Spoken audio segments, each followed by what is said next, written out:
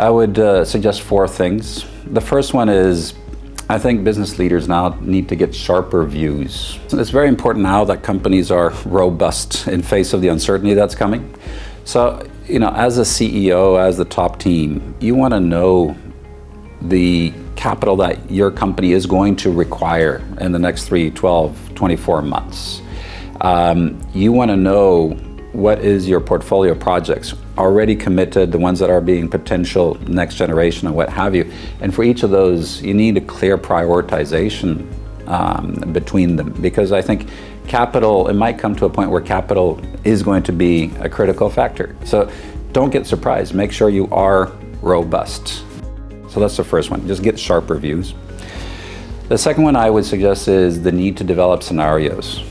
We live in very uncertain times. For example, we hear a lot of talk about a possible recession. It hasn't appeared yet, we don't know when, we don't know how long, we don't know how deep.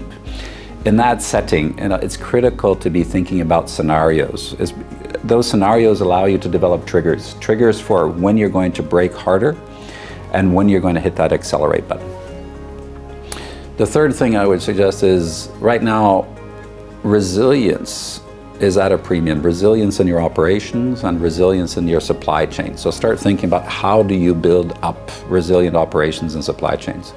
And then finally, I do think it's important to think long term and be ready for the long term and be ready to invest. We know that there is going to be trillions of dollars required because of the energy transitions that are happening, driven by climate change, the sustainability revolution that we're living in.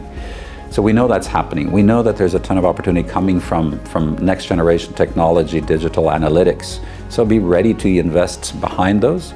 But let's also be clear, know where in the value chain, what are the choke points in that value chain, and that's where you want to be investing behind. So I think those are the four things I would suggest.